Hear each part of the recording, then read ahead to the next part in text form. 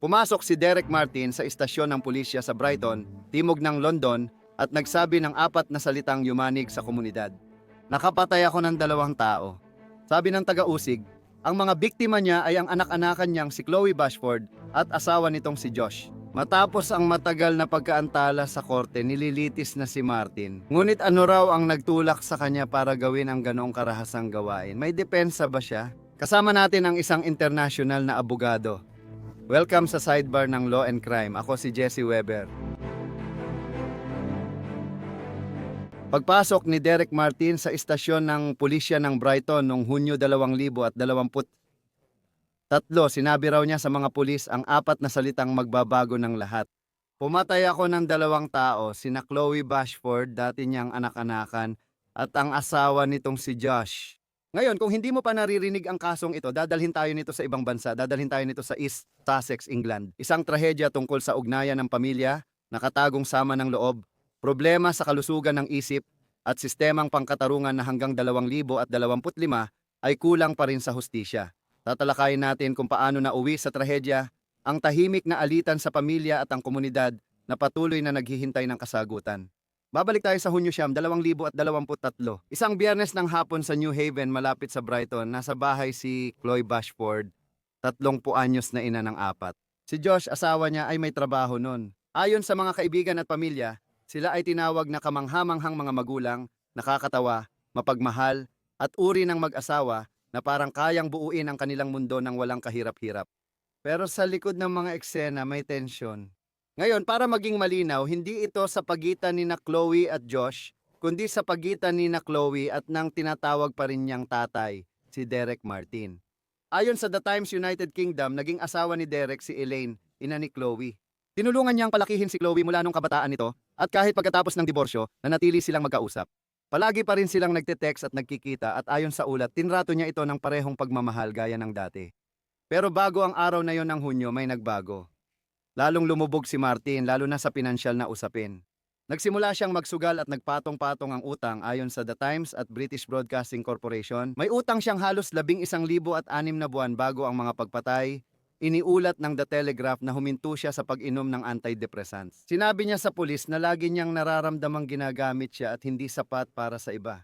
Noong Hunyo dumating si Martin ng umaga sa bahay ni na Chloe at Josh sa Lewis Road, New Haven. Ayon ito sa mga autoridad. Pero ayon sa mga piskal, ang nangyari pagsapit ng tanghali ay naganap sa loob lamang ng ilang minuto, bandang 12:15 ng hapon. Ayon sa mga piskal, sandaling nag-usap sina Martin at Chloe sa kusina, posibleng tungkol sa pera, at kinumpirma ng pulisya na walang mga sugat na depensibo. Alam mo na, nakaraniwang nakikita sa matagal na laban.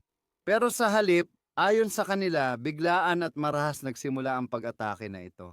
Ayon sa mga piskal sa korte ngayong linggo, martilyo ang unang ginamit na sandata ni Martin, sabi ng mga investigador. Ang unang hampas ay tumama sa tuktok ng ulo ni Chloe. Ilang sandali pa di umano'y kinuha ni Martin ang isang malaking kutsilyo sa kusina at sinaksak si Chloe ng 8 beses. Ayon sa mga taga-usig, 2 sa mga sugat na yon ay umabot ng 20 sentimetro ang lalim o 7 pulgada. Ito ang pumatay sa kanya. Bandang 12:20 ng tanghali dumating sa bahay ang asawa ni Chloe na si Josh, at naniniwala ang mga taga-usig na agad siyang hinarap ni Martin, na hawak pa rin ang kutsilyo. Ayon sa ulat, tumakbo si Josh sa kanyang kwarto kung saan nagtamo siya ng maraming saksak at pinsala sa muka at leeg. Sabi ng taga-usig, sinakal siya ni Martin gamit umano ang sinturong nakuha sa lugar. At pagkatapos ng pagpatay, ayon sa British Broadcasting Corporation, sinabi ng taga-usig na naglakad-lakad si Martin sa bahay, maingat na nagpalit ng damit at tinanggal ang mga hawakan ng pinto sa mga kwarto. Doon natagpuan ng pulisya ang mga bangkay ng mag-asawa at tinanggal ang doorbell camera sa harap ng bahay. Pagkatapos, lumabas siya ng bahay at saan siya nagpunta para sunduin ang kanyang mga apo mula sa paaralan nung hapon na yon. Sabi ng mga investigador, sinundo niya ang mga anak ni na Chloe at Josh mula sa paaralan. Dinala niya sila sa Costa Coffee, sa Peace Haven at McDonald's, saka hinatid sa bahay ng lola nilang si Elaine Sturgis, ang dati niyang asawa, bago iniwan ang mga bata sa kanyang pangangalaga. Sabi ng taga-usig, sinabi rin daw niya ito sa panganay na anak. Sabi ng mga taga-usig, sinabi rin daw niya sa pinakamatandang anak na nagkaroon ng malaking pagtatalo ang kanilang mga magulang. Kaya isang hindi pagkakaunawaan. Uy, gusto ko maglaan ng sandali para pasalamatan ang Upside sa pag-sponsor ng coverage natin ng paglilitis kay Sean Diddy Comb. Ngayon, Ang Upside ay kamangha-mangha. Isa itong libreng app na nagbibigay sa'yo ng cashback sa mga pang-araw-araw na pangangailangan tulad ng gasolina at grocery. Nagpapakarga ako ng gasolina, pwede kong gamitin ang Upside. Lumalabas ako para mag-lunch, pwede kong gamitin ang Upside. Kung bibili ako sa convenience store, pwede ko rin gamitin ang Upside. Bakit hindi ka pa kumuha ng cashback habang ginagawa mo to? Oo, totoong cashback yan. Pera ito mula sa Upside app na pwede mong ilipat sa bank account. Sa libreng Upside app, mag-claim ka ng offer tuwing bibili ka gamit ito. Magbayad gamit debit o credit card gaya dati at sundin ang app para makatanggap ng bayad. Para malaman mo kung magkano ang maaari mong kitain, i-click mo ang link sa description para i-download ang Upside or i-scan ang QR code na nasa screen. At siguraduhin mong gamitin ang promo code namin na ALCE Sidebar. Makakakuha ka ng one-time offer na 35 sentimo balik kada galon sa unang tangke ng gasolina. Gamitin ang promo code na ELSIE Sidebar para makakuha ng dagdag na 35 sentimo kada galon sa unang tangke ng gasolina mo. At pagkatapos, makalipas ang kaunting sandali, siya ay mapaparatangan ng pagpapadala kay Elaine ng isang talagang nakakakilabot na mensahe. Pupunta tayo sa bahaging yan mamaya. Pero una, gusto kong ibalik dito sa sidebar para ipaliwanag ito. Maraming salamat sa oras mo, abogado ng pandaigdigang batas na si David Tefuri. Magandang makita kang muli. Simulan na natin. Sa mga kaso na may kinalaman sa planadong krimen kumpara sa biglaang karahasan, tama ba? Paano tinutukoy ng batas ng United Kingdom ang bigat ng kaso? Paano hinahandle ng mga investigador sa United Kingdom ang ganitong krimen? Sa totoo, halos pareho lang ito sa ginagawa natin sa United States. Titingnan nila ang lahat ng ebidensyang makokolekta nila at sa kasong ito, nakatulong na umamin ng akusado. Sa parehong araw na umano'y ginawa niya ang mga pagpatay na ito, ipinaliwanag niya kung bakit niya ginawa ang mga pagpatay. At may iba pang ebidensya base sa mga taong nakausap niya bago ang umano'y krimen. Kaya titingnan nila lahat ng iyon. At syempre, ang pinaka-interesante para sa akin ay ang depensa niya ngayon na kabaliwan. Oo, gusto kong pag-usapan yan. Pinag-uusapan mo pa rin ang mga ebidensyang nakuha sa kaso, gaya ng pagtanggal ng security camera at pagtatapon ng telepono sa gusali. Kapag pinag-uusapan mo ang kaso ng planadong krimen o hadlang sa hustisya, parang napakahalaga nun. Ibig kong sabihin, ano ang opinyon mo tungkol sa ebidensya laban sa kanya? Isantabi na muna natin ang usapin ng kalusugan ng isip. Sa tingin ko, nagpapahiwatig iyon ng antas ng pagpaplano o antas ng planadong krimen. Oo, lalo na tungkol sa mga camera at iba pang bagay na gawa na niya yun dati. Ang pagtatapon ng cellphone ng anak-anakan niya na nangyari pagkatapos ng krimen ay hindi nagpapakita ng pagpaplano, taliwas sa mga krimeng may malinaw na pagpaplano. At bukod pa doon, may ilang ebidensya rin sa tingin ko. Isang apo ang nagsabi na talagang mainitin ang ulo niya na maaring magpaliwanag kung bakit nangyari ito, na hindi nangangailangan ng pagpaplanong maaga. Kaya sa tingin ko magiging mahirap itong patunayan base sa ebidensya pero posible pa rin naman. Tuklasin natin ito. Sa pagkakaalam mo, anong papel ang ginagampanan ng kalusugan ng isip sa mga kasong kriminal sa United Kingdom para sa mararahas na krimen? Kung sabihin niyang pansamantala siyang nawalan ng katinuan dahil sa depression o hindi pag-inom ng gamot, maaapektuhan ba ang kanyang pananagutan? May epekto ba ito sa hatol? Ano ang dapat isaalang-alang? Alam mo, sa United Kingdom, meron silang tinatawag na McNaughton Rule na nagmula pa noong kalagitnaan ng 1800 S at sinusunod nila ito mula noon hanggang ngayon. Na kung ang isang tao ay may malubhang condition sa pag-iisip at dahil dito ay hindi niya alam ang kanyang ginagawa or hindi niya alam na mali ang kanyang ginagawa. Kung ganoon, maaari silang mapatunayang nagkasala dahil sa kabaliwan at sa ganitong kaso, maaring maging ibang-iba ang parusa. Meron ding konsepto ang United Kingdom na medyo naiiba. Ito ay ang tinatawag na diminished capacity dahil sa isang issue sa pag-isip. At maaring gamitin iyon para mapababa ang kaso pero hindi para mapawalang sala ang akusado dahil sa kabaliwan. Tatalakayin pa natin ang iba pang aspeto ng kasong ito. Sa palagay mo ba ay naaangkop ito base sa mga nakita mo? Sa totoo lang, mukhang may kasaysayan siya ng depression. Umiinom siya ng gamot para sa kanyang depression at huminto siya sa pag-inom ng gamot mga 6 na buwan bago nangyari ang di umano'y mga krimen. Malamang gagamitin niya ang mga katotohanan iyon depende sa sasabihin ng mga eksperto. Sa tingin ko, kailangan niyang magkaroon ng 2 psychologist or psychiatrist bilang mga eksperto na magbibigay ng kanilang opinyon kung baliw siya noong nangyari ang mga krimen. At magiging mahalagang bahagi iyon. Malinaw naman dito sa United States at sa United Kingdom, maraming kontrobersya tungkol sa mga ganitong depensa. Kaya dapat maging maingat ang korte tungkol dito. Dahil dito, umani ito ng malaking media attention.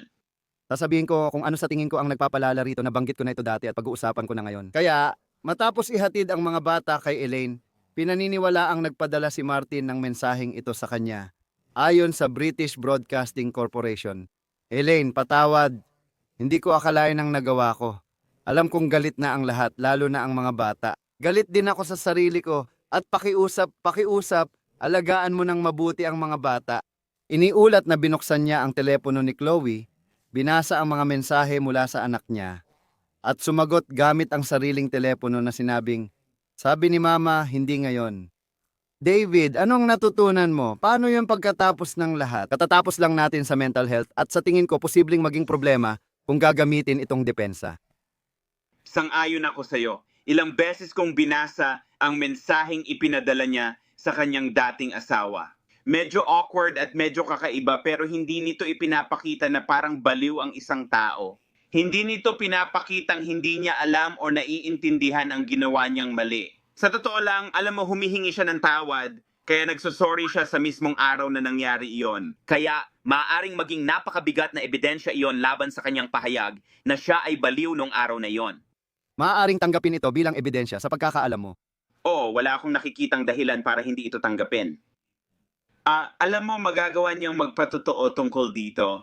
Alam mo, meron silang ebidensya nito na isusumay.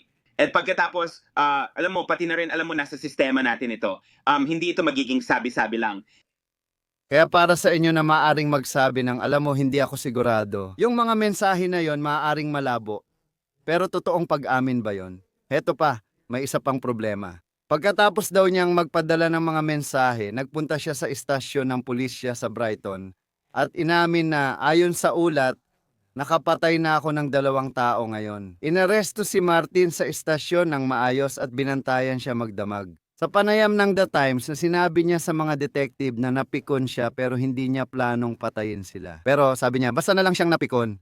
At noong Hunyo 10, 2023 formal nang kinasuhan si Martin ng 2 bilang ng pagpatay. Ngayon, David, alam natin na dito sa Amerika kapag may umamin sa kaso, unang tinitingnan ng depensa kung napilitan ba siya.